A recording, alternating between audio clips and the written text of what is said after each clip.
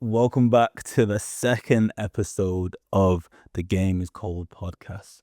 Now, with this podcast, it's been very sometimes it's very consistent, other times it's not. But all I can do and promise you is that with every episode that you listen to, you will get some heavy, heavy game.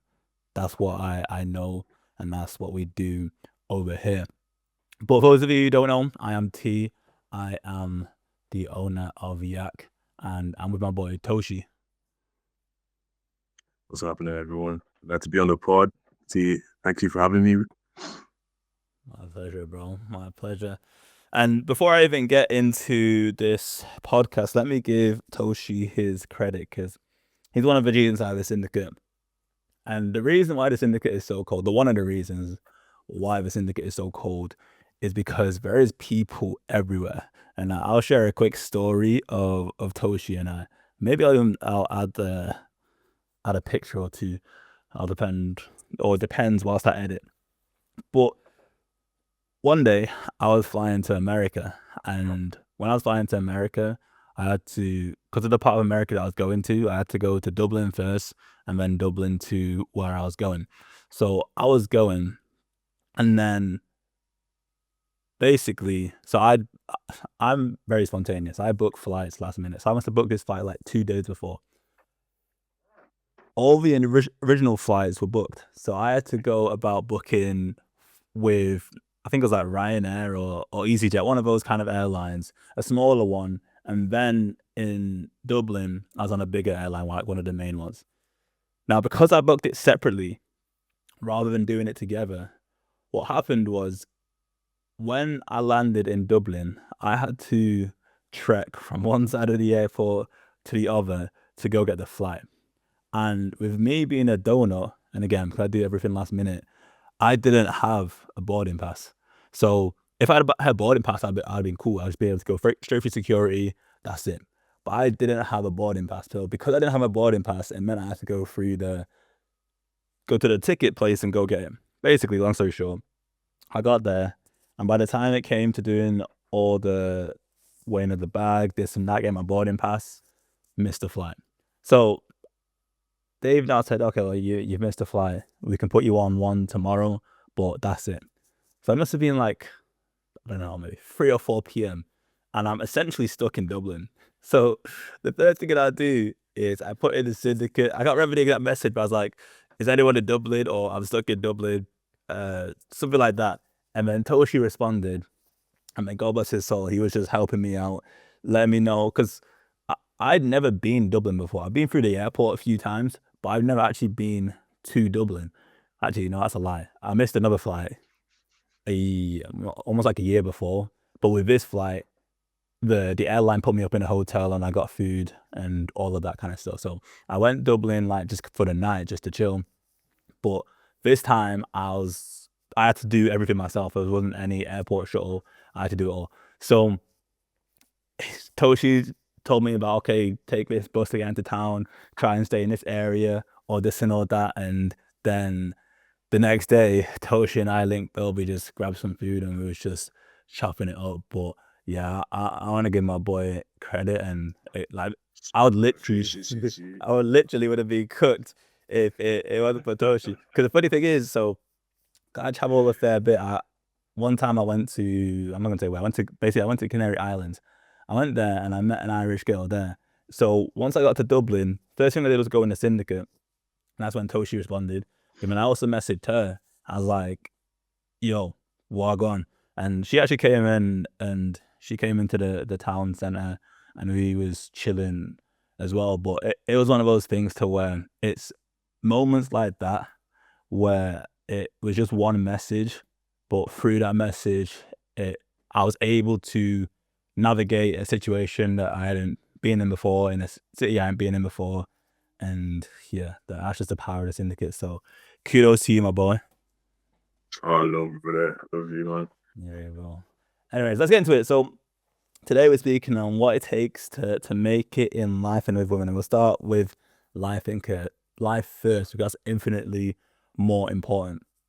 And 100%. with what we're about to say, and let me also point out, we don't script nothing. Like with the people that we've had on the syndicate, there's been Toshi now, there's been Antonio, there's been Archie. Has there been anyone else? I think that's it as of right now.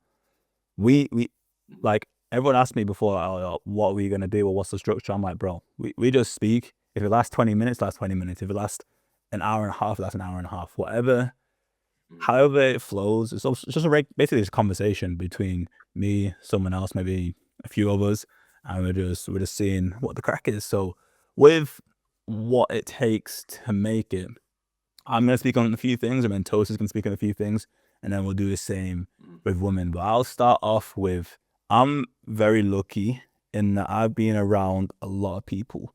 Because of where I live in Manchester, there is a lot of people to where they're young, in their 20s, 21, 22, 23, and they are making obscene amount of money. I'm speaking, basically the bare minimum is 5 figures a month. Some doing 6 figures, some doing 7 figures. And obviously 7 figures means million a month. And please, like, let me say it, a month, not a year, a month. Like, there's people making obscene amount of money in all different kinds of fields as well. And my first point is, actually, I realized, it's not my first point. Let me scratch everything I just said. My first point is God. That is it. Foundation is God. One thing that I've realized in life is that when you put God first, everything else just flows. Everything else just goes in a direction because you've outsourced your life to an entity that is bigger than you. It says it in Matthew 6, verse 33, seek first his kingdom and his righteousness, and all these things will be added onto you. And that right there is a blueprint that us as Christians, or really anyone, you can go about adhering to and living your life by. Never focus on the money, never focus on the business, never focus on any of these things. Focus on seeking God first, serving him, being obedient to him, and everything else will come. And what does it actually look like to seek God first? It's in the little things. Like, do you go about praying before you eat? Do you go about giving God the glory when you win? When it comes to a decision to make, do you seek God? And obviously there's also the Bible studies, the prayers, all that kind of stuff. But you, as a man, have to go about giving God everything. From the very smallest things, like, for example, I prayed before this podcast. I prayed, God, give me the sermon, give me wisdom to be able to articulate myself in a way where someone who doesn't know who I am, doesn't know what the syndicate about, doesn't know anything about Yak, they can listen to this podcast and they can gain some gain from it. So yeah, I almost, and that's Jesus right there guiding me. I almost forgot. But yeah, God first. But what I actually wanted to, glory to God, but I actually wanted to get on to is mastery. And when I say mastery, there's the old age adage of it takes 10,000 hours to master a skill. And this came about, like, historically, because people, they would be doing apprenticeships. Let's say if they're doing 8 hours a day, roughly 5 days a week, it would take about 7 years to get to that 10,000 hour mark before they're at a point where they've mastered the skill. And once they've mastered it, that's when they can go out and do it themselves. That's when they can go out and, let's say, just Leonardo da Vinci, where they're getting commissioned for certain things. You need to put and find something that you're putting your 10,000 hours into. Of all the people I know in my life who are young and killing it off in the game, they've all picked a lane, whether it's sales, whether it's SMMA, whether it's TikTok, whether it's YouTube, whether it's ecom, whether it's dropshipping. They've all picked a lane and gone all in on that lane. The worst mistake a man can make is going about trying to put his feet in a whole bunch of different pies. You can do that once you've made it. You can do that once you got your money and you've got that certain foundation. But to get to that foundation, you have to have mastered something first. Now think about, let's say, the Michael Jordans or the Mike Tysons of the world. Michael Jordan became Michael Jordan because he was good at basketball. And because he was good at basketball, because he mastered basketball, and he would have done far in excess of about 10,000 hours. But because of that, that's how he was able to get the endorsements. That's how he was able to get the status. That's how he was able to get all these advertisements, because of his game, because of his ability to execute and master basketball. So you always have to keep the main thing the main thing. And if you're in a position to where you don't know what that main thing is, You need to go about trying so many different things. I literally just put your, this is when you're initially trying, putting your feet in so many different pies, and eventually you'll come across something that resonates with you, something where it's like there's genuine joy, there's genuine intrigue, there's genuine excitement behind what you do. And when you find that, that's when you go all in. That's when you leave everything else that you're doing to the side and you go all in on that path. Because in the day that we're living in today, and what it's right now as I record it's 20th of February 2026, you don't need to be smart to make money. All you need to do is to be good at something, leverage that thing which you're good at, and then that's going to provide you the ability to live life like a movie. So that's my first piece. But Toshi, go ahead, brother. Yeah, I loved. So for me in life, I say my first point would be identity, 100%. Like I'll speak on identity because when I was younger, I was not a sporting guy. I'm just, and for anybody listening to this, is going to be very important. When it comes to identity, your identity is who you believe is obviously like you are, uh, what you do, what you say, how you move, all these things, they all form your identity. So let's take, for example, someone that goes to the gym, right? Or someone that sees themselves as a gym bunny. Their identity is the gym. So they eat in a way that's going to support the gym. How they train is going to be different. Like the difference between an athlete and someone as a bodybuilder, they still go to the same place, they still do the same things, but their results are completely different because of their identity. So anyway, back to the story. When I was younger, I had like no athletic background. I didn't really play sports or anything. Like when I got into secondary school, I picked up rugby, hockey, stuff like that. And I sucked, bro. I had no coordination, no athleticism. And honestly, I was just like, you know what, let me just quit sport. But then one day I went to a match and I just seen some player playing. And I was just like, I have to have that. And in that moment, I told myself, I told myself I was an athlete, and everything changed. Like I started thinking, like once you give yourself that identity, that's not the end. That's just the beginning. You then have to think about, okay, you're an athlete. What does that look like? What how are you gonna train? What do they even do? You have to go into research. Like, and that applies to anything. If you want to become a doctor, you have to. Yeah, you say you're a doctor. Then what does a doctor do? How did they get into that and all that good stuff? Uh-huh. So yeah, that's just very important for life. And then on the flip side of that, when you have a negative identity, so when you say, "Oh, I'm someone who loses, I'm someone who fails," well, that's what you're gonna get. You're identifying with someone that fails, and we always talk about like T's always talking about subconscious and all this stuff, and it's true. It's honestly so true. Not because it's like some magic spells or anything like that, but more so your brain is just gonna like your brain loves to work with you. So if you're telling yourself you're this, you're that, you know what I mean? If you tell yourself you're this, you're that consistently, it's like why you're like this is the stuff you're asking for, you know what I mean? Like why wouldn't you get these results? Why won't you keep getting losses? Why don't you keep getting things that are gonna affirm what you're saying to yourself? Mm-hmm. So and it even says in the Bible, even says in the Bible, that death and life are in the power of the tongue, and those who love it will eat its fruits. Proverbs 18:21. It's very important. So like that identity, and after that, it it's like roots, right? You got the tree, and then what you see in the tree is like the external stuff.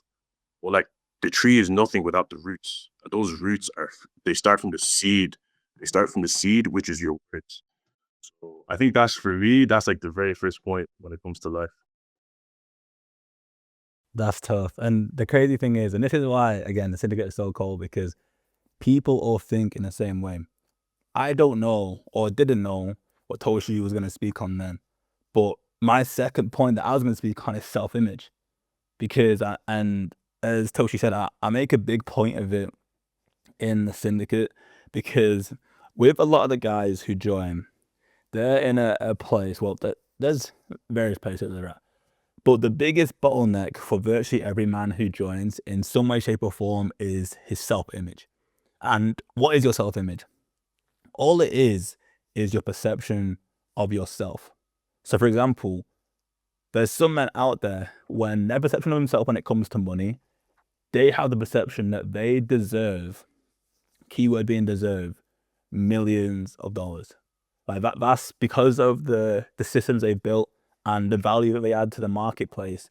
They have told themselves, because it's been backed by proof via results, they told themselves that I deserve millions, and that's why they have millions.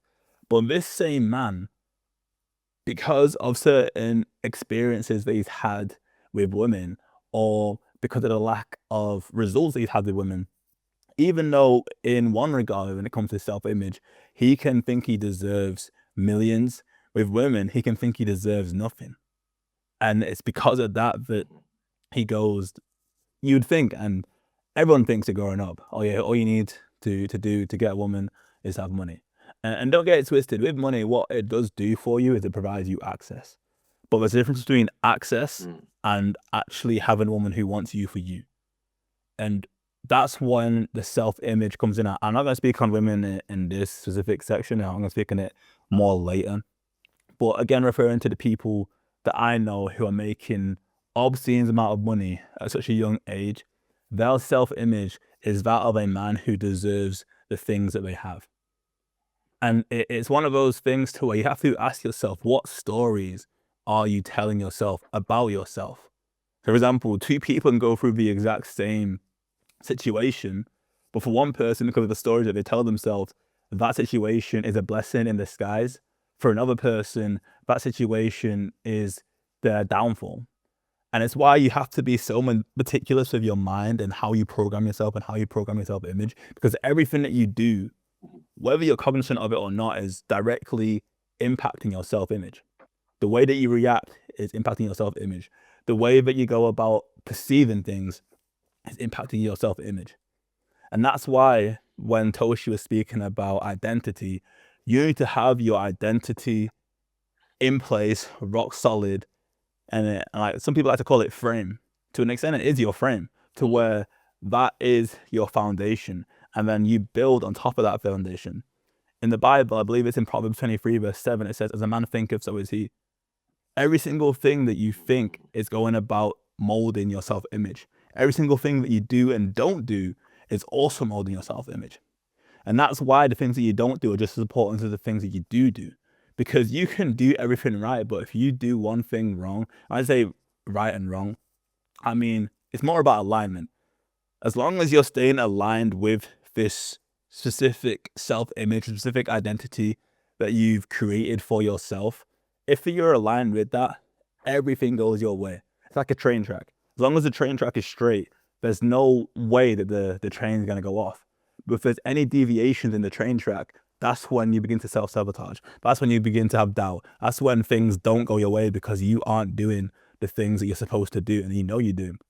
That's why porn, and I don't really speak about it enough because it's not something that I or anyone around me really struggles with. But I know in like the kind of common world, porn is huge.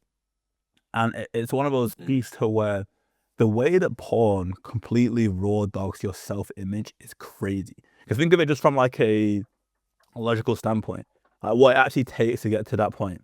So you first have that thought that you're feeling some type of way, you're horny. Okay, that's fair enough. We're men at the end of the day. We have testosterone. That's just normal.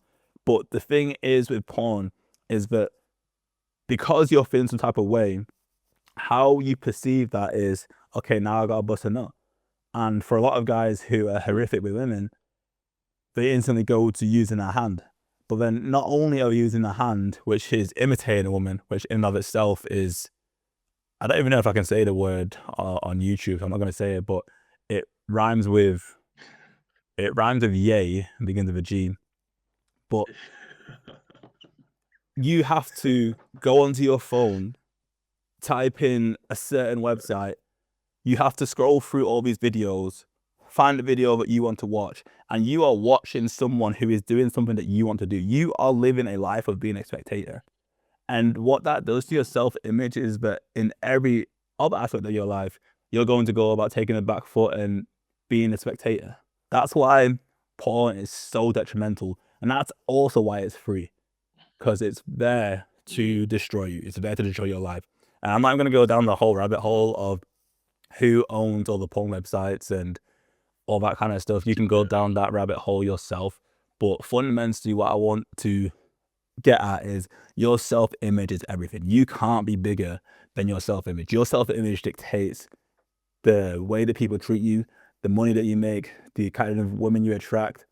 There's so many, not even so many, everything in your life is a byproduct of your self-image. So once you go about improving your self-image, again, it's one of the biggest things that I work on with the guys inside the syndicate. Once you go about improving your self-image and everything is aligned, the rest is history from there. Mm-hmm. Yeah, 100%, man. 100%. Yeah, no, I've pornography. I mean, that shit. Like, in my opinion, the best way to put it is you are literally, you're like, you know, it's free, but like you're paying with your own self-respect. Like you're watching another man do with another one because you currently can't. That is the whole reason why people like hop on this shit.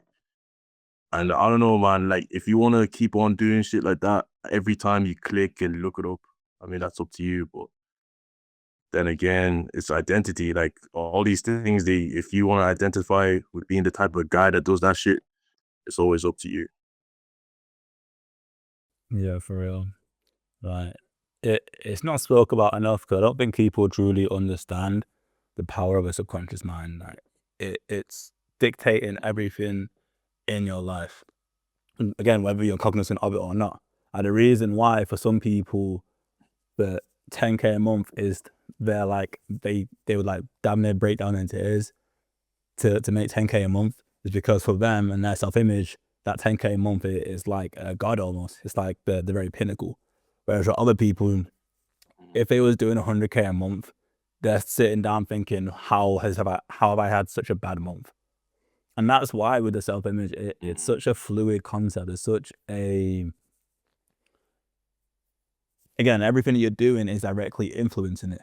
So just like watching porn can go about teaching your self-image one thing, taking risk and investing into yourself, that's telling your self-image another thing. Think about it.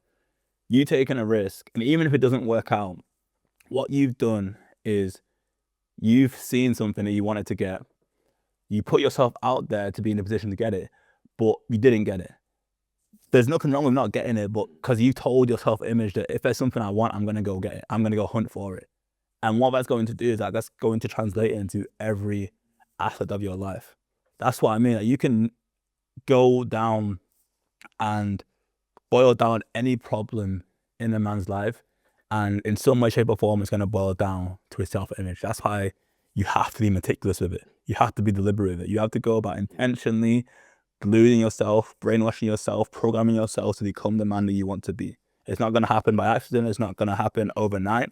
It's going to be something that you have intentionally done, and the byproduct of it is going to stack over time. And again, when Toshi's speaking about identity, it's almost like if you was throwing darts at a dartboard, and every time you throw a dart, once it's on that dartboard, it's there, sticks there, it stays with you. You can only ever do a certain thing. Again, it going to the gym. Like the gym bros who go there and they take it very seriously, they have to eat protein with every meal because they know that's what it takes to maintain what they have. They have to go about lifting weights, even if it's just 3 times a week. They have to go about doing it, and that's when the identity and the self-image and all these things are intertwined and aligned. The game is simple. Mm-hmm. 100%. So does that bring me to the second point of life? Yeah, go for it. Yeah. So for me, I say the second point of life is just like really It's like obviously you're on this earth for like a very short period of time, like in the grand scheme of things, like like for me, I was just thinking years is like 10 years is like 10 Januaries, right? Like when you start thinking in phrase like that, you realize like there's actually no time whatsoever. That's what it's a blessing and a curse at the same time because then it's like, okay, whatever result you want to get, if you start today and actually go about going your hardest each day as long as you can, you'll get there. You will get what you're looking for. And that's the like legacy is important because it's like all the stuff you're doing now is not necessarily for you. Yes, like God, you're doing everything for God, but you're also doing it for the generations that are gonna come after you. So it's like what you're doing now, like how you move, what you're doing your day to day is gonna affect your kids, how they're gonna grow up, how they're gonna perceive life, how they're gonna interact with people, all this shit. So I'm just saying, like this legacy thing. I feel like if you as a man, if you're lacking, if you're like feeling like depressed or down, sad, or you're like, oh, what do I do? Just think about legacy. Like one day you are going to die. You are like, there's never been a time in human history where someone has lived, been immortal. You know what I mean? So it's like being like sitting around, being sad, like all these like emotions, they're good. Like it's good like to feel human, but let them drive you to something that's bigger than yourself. Because me personally, I don't wanna be like 80, 90, looking back on my life and saying, shit, like there's so much more I could have done. Or this I could have done this to like to propel so and so forward. And there's no like after a certain point, there's no takesy backsies. Like you can't just go back and redo everything. So especially if you're young, there's sort of a period of time where you have to just do shit. There's no sort of like you don't get to like dilly dally. You don't get to like just take the piss. After a certain point, like yes, you can. There's always time to like go back and like reset yourself. But with each passing year or decade, even I guess incrementally and like I will even say substantially harder. Would you agree? To an extent, yeah, because you're going about and kind of again with the self image. It's like the more that you learn, the more it's like you have to unlearn, especially if it's not the right self image. Mhm. It's like I don't know. For me, like it's harder for me to sort of like articulate what I'm trying to say with this point. Was like the way to put it is whatever you think is shitty in your life, I can guarantee you that somewhere else, somewhere in the world, is going through it 1,000 times harder, like 1,000 times worse. Especially if you're like in a first world country or you're like you grew up somewhat, somewhat decent. It's like you have it good. Like you have no real excuse to just be like sitting around doing nothing. You know what I mean? You have to like actually like think about your future, thinking about like your future's future, your kids, your future generations, all that stuff. Why? Because after it's like maybe 100 years time, what you've done, it might not be here. Your grandchildren, your great great grandchildren, they might not remember, they might not know who you are, but they'll know that their sort of existence, you contributed to who they are. That makes sense. Yeah, 100. I've done a voice note inside the syndicate, and it's called "Are you gonna die as a name or a number?" And I mean, I'm Mhm. not gonna share the game that I did or revealed within, but I'll say this, and it's something that even as you listen to it, think about it. You might want to pause it, anything. But as Toshi said, one day you are going to die. That's just a fundamental fact, and you have to think about how do you want to live your life? Have you ever seen those interviews of people who are old, like 70s, 80s, or even damn near on their deathbed, and they've been interviewed and they've been asked questions? They're always like, "What is one thing you would change about your life?" It's like, "I wish I did things with no regrets. I wish I did more. I wish I spent more time with my family. I wish I'd spent more time doing experiences." All these kind of things to where especially if you're 20s, which most of you are. You're probably like the average age of yak is like 18 to about 30, around that. If you're in this age group, you have to understand that. Actually, let me speak for 18 to 23 first, because those years, in my opinion, those set the foundation for where you're going to go in life. Now, that's not to say if you're 24 or 25, whatever, that you're cooked. That's not what I'm getting at. It's more that if you are 18 to 23, these are the period in your life to where, if you do the work, if you lay the blueprint and the foundation out, the way that you're gonna run laps past everyone once you're touching, even damn near 22, 23, if you're doing these work, it's simple, because everything you're doing has intention. Everything you're doing is for a specific reason. And when I did that voice note on "Are you gonna die as a name or a number?" Think about it. Think about, like, someone right now died. I don't know how many people are in the world. Let's say it was like 7.5 billion. Someone died as a 7.5 billion person. Oh no, that don't even make sense. Basically, someone died right now. Did they die as a name, someone to where people can look at their life, look at their body of work, and think, wow, like that person, the way that they live their life and what they left behind, the legacy they left behind, that is impressive. Did they die as a name, or did they die just as a number? Oh, he died in 2026. And from a Christian standpoint, you have to think about everything that you're doing fundamentally is for God. And it speaks about in the Bible that we have rewards waiting for us in heaven. So therefore, the things that you're doing today in this physical world is going to have a direct impact on the rewards that you get in the spiritual world. So you could even use that as a legacy, because I know for some people it's not always about family, or it's not always about achievements, this and that. If it's not that, that's cool. I mean, for me personally, it isn't that. Like, I've lived a lot of life, I've done a lot of things, but for me, the reason why I do the things that I do is because I want to please God. And my legacy is, or God willing, my legacy is going to be that of a man who was obedient to God.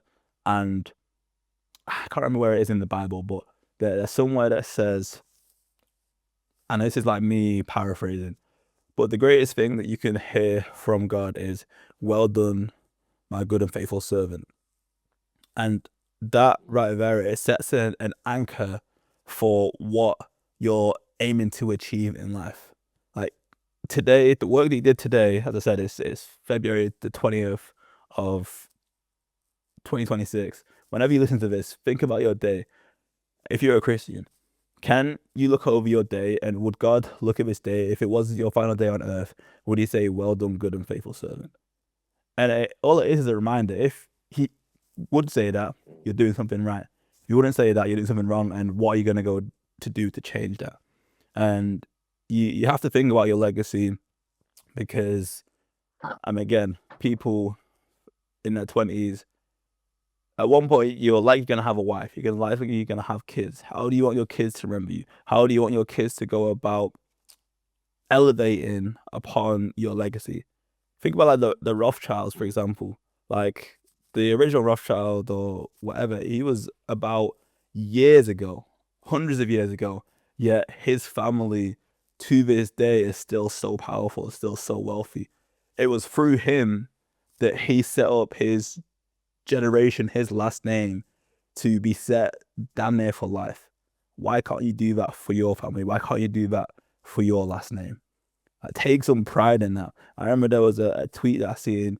You're saying, if you can't, if a tremendous amount of pride doesn't come through your body when you say your full name, you're cooked, or you're a cook or something. And it's true. You have to take genuine pride in your last name, knowing that you're going to leave a legacy that is going to outlast you. Again, with the Rothschilds, one person decided, "I'm gonna do it," did it, and then now his family's eating damn near forever. You could be that guy too. Mm. Mm-hmm. Yeah, it's powerful, man. It's powerful. I say, for my third point in life, just take every day as a blessing, really. Every single day would be like gratefulness. Be very grateful for life. Grateful. Um, I know a lot of people who didn't even get to like past 25, just passed away. I also know of people who lost family members due to illnesses and all this sort of stuff, and it made me realize that the sort of like problems we think we have, they're not really. Typically, they're not even that like great, and why this is like really important because it reminds you that every day you just have to hustle, man. Like, be grateful for your family, be grateful for your mom, your dad, your friends, your life. You wake up every day, you're breathing, hopefully, or God willing, no injuries. Um, and yeah, like just this great, like when you're grateful in general, a lot of good things sort of like just yeah, you attract them into your life. I say when gratitude has helped me a lot because before I would say I was actually quite an ungrateful person. Like I wasn't not negative, but I was sort of ignorant to what I had around me. You know what I mean? I was sort of like, oh, I'd be like something like minor would happen, and I'd like blow it up in my own head, and like I'm not realizing like yo, other people around me, they're going through much worse, and it sort of made me understand. It's like okay, come on, like what am I even doing? You know what I mean? I remember one time I think it was I went through something like I think I was leaving a school, right? I moved from one secondary school to another. That was a private school, but even that school it wasn't good. It wasn't good. So moved from there, I was like I think I was maybe 15 or 16. I was like I was like, yeah, my feelings, this and that. And I came over it one day, I was just like, what am I doing? It's like I got moved from this school, like a private school, and then I'm complaining about this, but Yeah, it's nothing. there's like Nothing.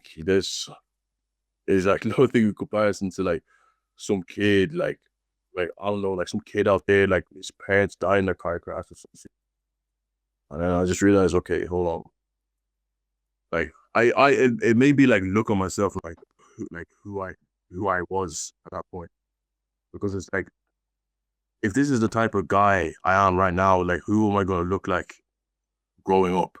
That makes sense. Mm-hmm. And this is this comes back into like just life in general. Like for me, I feel like life is just about just conquering yourself each day. Yeah. You're trying to like you think you're the top dog at the moment, but you just have no idea. Because like it's hard sometimes it's hard to see yourself from the outside. And then you make a slight adjustment to yourself. And then you look back, you're like, holy fuck, like what the fuck was I? Mm-hmm. You know what I mean? What was I doing? And then it's like, okay, so I wasn't grateful. I wasn't this, I wasn't that. Okay, cool. Where did all this programming come from? Where did all of this, where did I learn all this? Where did this manifest from? And then you start asking yourself, okay, so who was I hanging around? What environments was I in? Like what was I what was I accepting into my life? You know what I mean? When you're an ungrateful person, my opinion, when you're with ungratefulness comes ignorance. And Mm. when you're ignorant, you become very blind to like what's around you. Like for anyone sort of listening to this, ignorance is not bliss. Ignorance is not bliss at all. If you're ignorant as a person in life, you will get absolutely folded over. And that applies to like friends that you made that may not be your friends. It may apply to maybe a woman and you're blind. You're not really grateful for like how your own life. You're like how would I say, like, let's say an example, right? Like, okay, there's a woman texting you, or you're texting this woman, and she's not really replying to you. You're like in your feelings. You're basically being ungrateful. That is like you're like I said, that ungratefulness leads to ignorance. Mm-hmm. You're in your feelings of this chick, yada yada yada, and you've forgotten all the other good stuff that's going on in your life. You've put all of your like ungratefulness has led you to now focus on this. As now you're giving all of your power to it, instead of like you spreading everything around all the good things that you had already. And then you wonder why stuff like this like fucks you up basically. And then the same thing goes into like, let's say friends. You meet people that aren't good for you. And then instead of you saying, okay, hold on, this person, this guy's bad news. You're still ignorant. You're still ungrateful. You're still not. I'm not saying it's okay. You're like ungrateful. Like ungratefulness means you're naive or something like that. But what I'm saying is, it's like that is the sort of root that you haven't like that ungratefulness. It becomes a seed and it sprouts into many things. Mm, If 100%. that makes sense. So I say for life, be very grateful. Be very grateful because like with that foundation, all the other sort of things start sort of playing, just playing to the right hand. You know what I mean? When you're grateful, when you express gratitude, you just become a better person as well. And when you become a better person, you're going to be a better people. You help someone out, you do like random acts of favor. That all comes from gratitude. Like, yeah, kindness and all that good stuff, but it comes from like being grateful for life, that there's other people present, everyone has their own consciousness, stuff like that. But, but yeah, that's the big point. Don't know how much game I'm allowed to give. But yeah, no, grateful to be very grateful. And I know someone in someone in my close family. He's when he was younger, he was into football, heavy into football. But he he then grew a bit too tall to play football and continue and get to the next level. Well, his coach or a coach got him into basketball. And then with basketball, he was completely ass. Like he wasn't good and he was ungrateful. He was like, oh, let me go back to football. He wasn't grateful for the gifts he had. He had the height, he had the athleticism from football, all these things. And then the coach then told him to basically just buckle up and look at all the gifts he's got. And but by the grace of God, now he's playing in the NBA. That's what I'm saying. So it's like these little things. That's these little things. They start because like okay, yes, your self image could be good. Yes, all these things, but all of these things that like it's a self relationship. That's the thing that needs to be really like tied in. You can't have a good self relationship with yourself.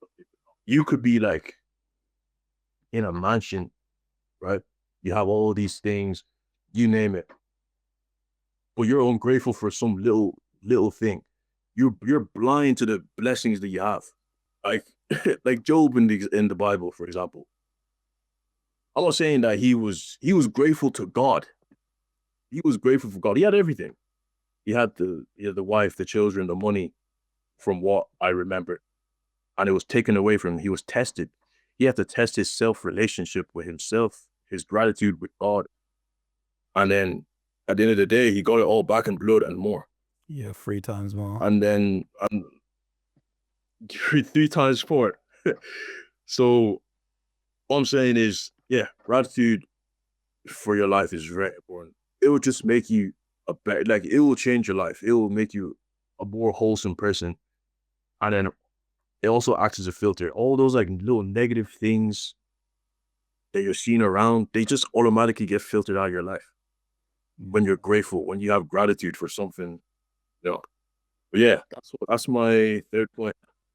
Oh man. I know there's a saying, a grateful heart is a magnet for blessings.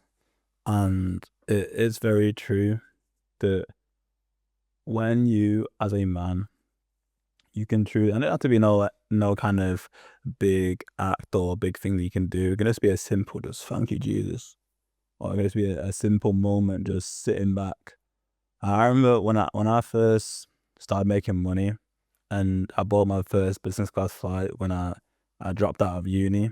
And whilst I was on that flight, and whilst all the attendants were there, I just kind of had a moment, just like just thank you, Jesus. It's just those little things. Even right now, like where I am, I'm blessed. Like I'm looking out in a sky rise. I'm seeing all these cars. I'm seeing all this stuff happening. It's just those little things to where you can just go about, feel that sense of gratitude. And it, with how I perceive gratitude, it's not that you're satisfied. It's more that you're giving God the glory so that you can do so much more. Mm, And it's one of those things to where if you look in the Bible and think of all the greats, the Abrahams, the Moses, the Joshuas, the Davids, they all had periods of gratitude to where they're just thanking God for all that he's done, even in the bad times. Like when mm, David, and it's one of my favorite, I did it on a Yak Q&A, it's one of my favorite stories in the Bible, because David in 1 Samuel 30, his own army hated him, Saul's army, who was like chasing after him, and he was a point to where he was like, mm, yeah, and it speaks about it in some of the Psalms they wrote where he was like, God, why have you forsaken me? Like he was just damn near on his knees, like, why is this happening to me? But it says that God strengthened himself in the Lord. And it's mm, having that gratitude, it's having that awareness to be like, just thank you, God, that I'm able to do the things that I can do. And also putting your trust in him, and then through that, that's when you go about being on the path, or whether it's having to solve a problem, getting out of chaos, whatever it is, you know, mm, I'm good, I'm straight, God's got me. So yeah, it's very true. Final point I'll speak on regarding making it in life. I'll keep it short and sweet. Just having balls. It's one of those things to where a lot of guys have castrated themselves. They've gone about, mm, they don't take those risks. They don't take that chance. They don't roll the dice. They don't shoot shots. And it's one of those things mm, to where no one can give you balls. It's something that you as a man, you're born with. So if you're mm, born with it, it's on you and only you to let your nuts hang. It's something that I say on Yak a lot, and I probably have to say it more often because I don't think people truly understand what it looks like. And Marty Supreme, even though, like me personally, I don't like well, it's not that I don't like the the storyline.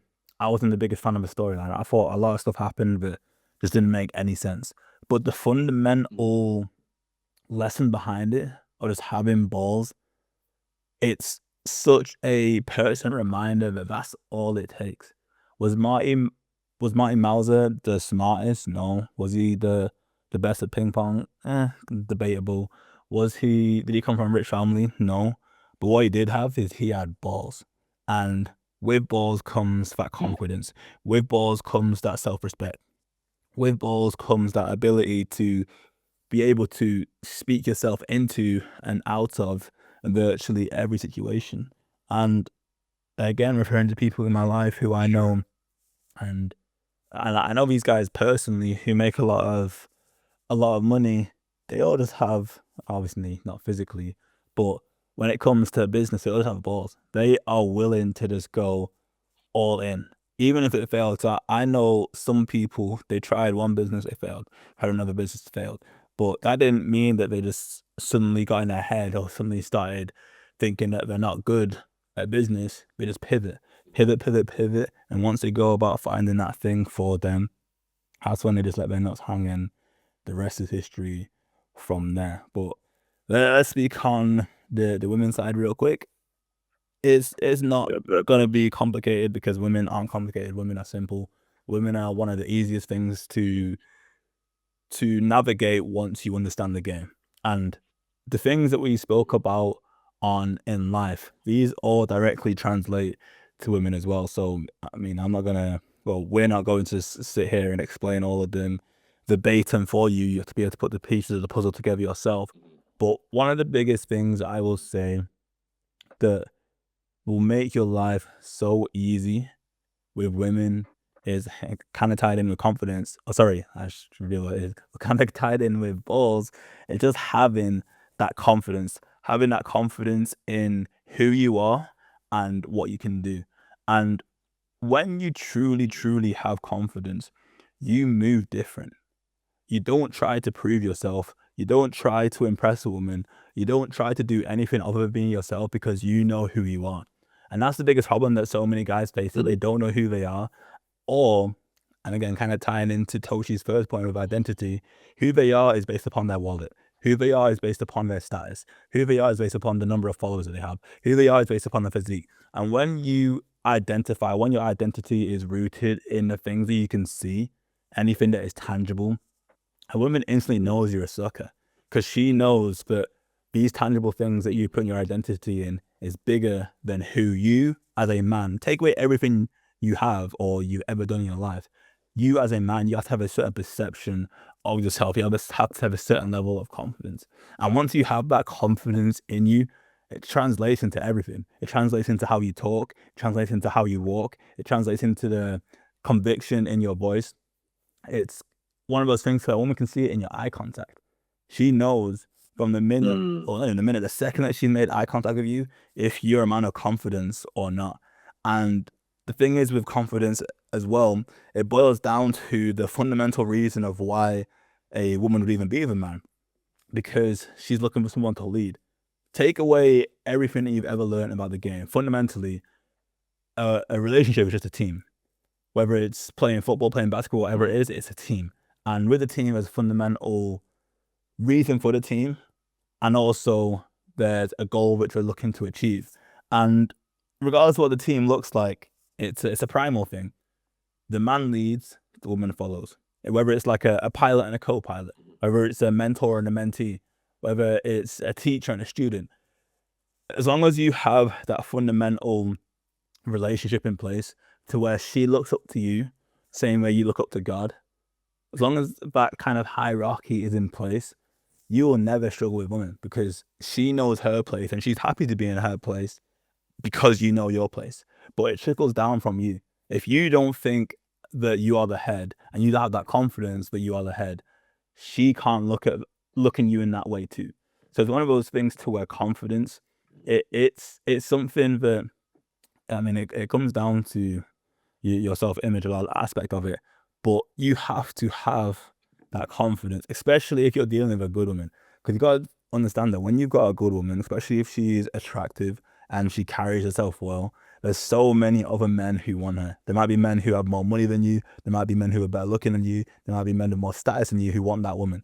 But because of your confidence, and because it's righteous confidence, and let me dig into that real quick. Righteous confidence means that it's true to you. People can fake it. There's so many guys faking it till they make it. They've got the designer, they got the cars, they got the jewelry, they got all these things. But when you have true righteous confidence in who you are as a man, regardless of the things that you have or don't have, that's when a woman looks up to you the way that you look up to God, because you represent everything that it means to be a man. And in the world where damn near most of the world is women and just soft, when you have that true confidence in you, you move different. And to tie this into kind of the second point I want to speak on real quick is abundance. Because you can have everything, you can even have the game, but if you don't have an abundance mindset, it is categorically impossible to deal with the highest quality woman. Because what an abundance mindset does, again, it ties into confidence, is that you don't fear losing a woman. And one of the things, or one of the telltale signs that a guy fears losing a woman is that he thinks about what he has to say. He thinks about, do I say this or do I say that? He thinks about, oh, will this offend her? He's doing all these different calculations in his head because subconsciously he fears losing her because he has a scarcity mindset. But once you have that abundance, once you have that true confidence in who you are and your game, you just say it as it is. You can tell a woman she's a donut. And even though she might be annoyed or she might cry herself to sleep or whatever, she knows where it's coming from. It's not that you're trying to be an asshole or trying to be a toxic or trying to be an F boy and all of that.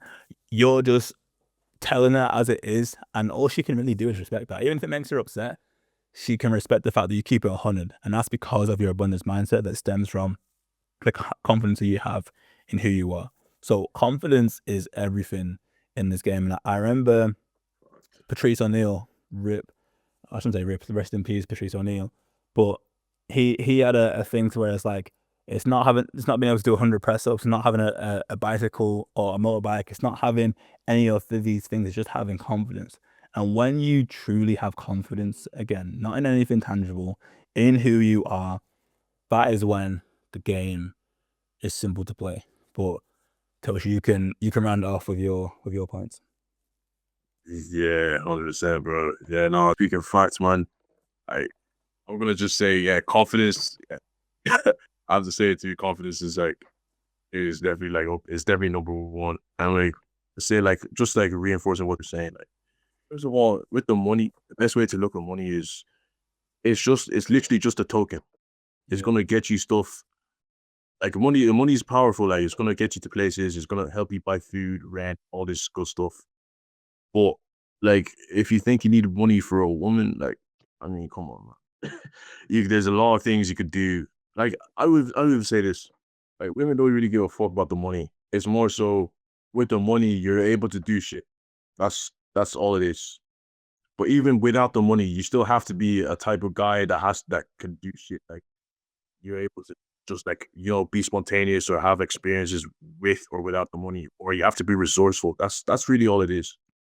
And then as far as like the confidence within yourself goes, um, I think a lot of guys sort of like struggle to understand what that really means. And for me, I think it's just absolute trust in yourself. Like in German, I think in German the word for confidence is like trust. Can't remember, but I'll have to look it up. But I'm pretty sure in German that confidence means like trust or something. Trust within yourself, and that's really all it is. Like like the actual confidence you have to like actually genuinely fuck with yourself. And what that looks like is, well, it ties back into self-image and identity. What actions and stuff are you taking on a day-to-day basis? That's what builds your confidence. So if you're waking up, you know, like little things like making your bed, you know, eating good food, all this stuff, they all affect your confidence. Dress like if you're going out and like you're kind of like smelling poor, or you're dressed kind of shabbily, all these things affect your confidence. Why? Because it's not really more so like the external stuff. It's like it's the sort of agreement that you made with yourself. You're sort of like not in alignment with what you would have wanted for yourself. That makes sense. Like, you're not trusting your own sort of ability to follow through. Mm-hmm. And then with in my experience, well, I, I've uh, I've stayed around girls just boom. I've had to think about it sometimes, like, rah, like, hold on, like, I'm gonna have to do this, and then I think about like what's gonna like why I fuck with myself after. That's the number one thing. Will you fuck with yourself after? Will you say, even if it like, regardless of the result doesn't matter. The result doesn't matter. It's more so, did you say you're gonna do something and you went to get it anyway? That's all it is. So for example, like, your confidence might come from, okay, you said you're gonna go for a hike randomly. Like, you said, let me go for a hike. And instead of like procrastinating, for me, procrastination is just you're sort of like scared to just like take the next step. That's all procrastination really is. So like I said, confidence is sort of, okay, I'm gonna do this, and then you go and do it, and then afterwards you're just gonna be happy with yourself. That's what confidence is. Like, you're just happy with yourself. If you're happy with yourself, naturally you're gonna move in a certain way. You're gonna just like radiate just good energy. Mm-hmm. And then my second point afterwards would just be You have to like with courage. You can be confident, but you may not be courageous. So courage is another. And like with courage, like courage is more so like you just like you have to just you're sort of like egg yourself on. Like you're like, yeah, I gotta just do this. Like a lot of confident people lose confidence because they start like slowly losing courage. Like courage and confidence, they sort of like tango in between each other. Yeah, 100%. And of like that, like the only way to like build that boldness is you just have to go do it. There's no sort of shortcuts, there's no cheat codes, there's no hacks. You just have to go do it. And I can assure you, even if things go wrong, like even if things like okay, not go wrong, but like even if things aren't like don't pan out the way you wanted, you're still gonna be like, okay, I did that. And all these little things, your body remembers it. Your body remembers how it made you feel. And you may not think of it too much in a moment, but the more you do it, the more these little bricks these stack. One day you're just gonna realize, oh shit, like this is just how I move now. Like it's not something that you even think about. It's just who you are at the moment. So I remember one time, well actually there's two times. I remember like there's two chicks from Aldi. And then one of them I just saw, I was just getting my stuff. I finished gym and all that stuff. I seen one, like these are two different events. So I seen one, I was like, oh shit, nah, we have to go slide on that. Slid on it, didn't know who she was, never seen her before. Just like, regular convo, blah, blah, blah. Going on a date, just like that. Just from having confidence and courage. You can have confidence. You can pretend, you can fake confidence and all that stuff. Say, oh, I'm this and that. But it's the courage that makes it count. That makes sense. Yeah, yeah. Like confidence, I mean, by itself, it don't mean nothing. Like you can have the confidence in who you are, but if you don't have that courage aspect of to act on it, I think that's the biggest thing. That courage is that you're actually acting on it. You're walking in it. One of the favorite voice notes that the guys inside the syndicate like is the art of walking in like God sent you, and that's all confidence is really and truly.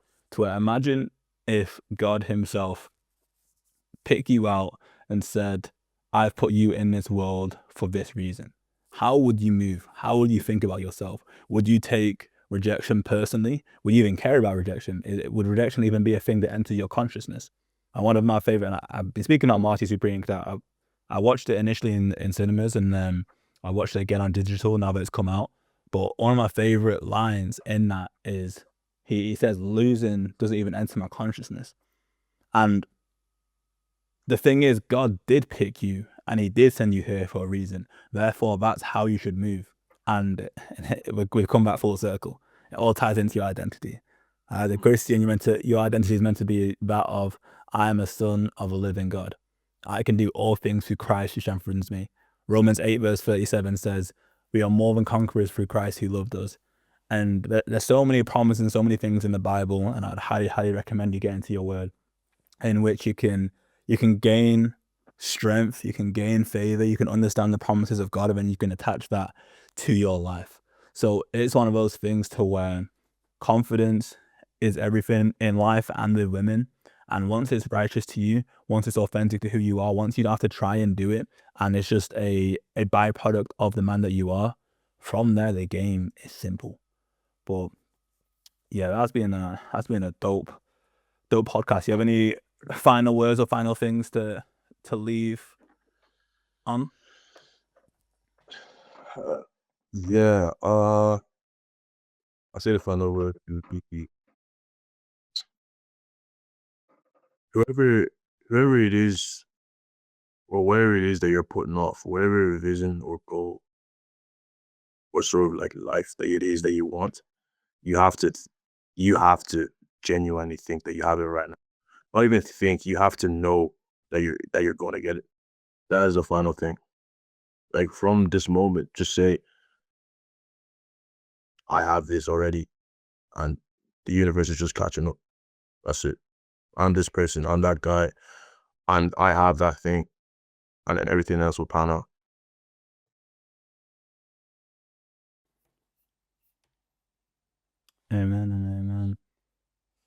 Final thing I'll say, what do I want to leave? What do I want to leave the guy with?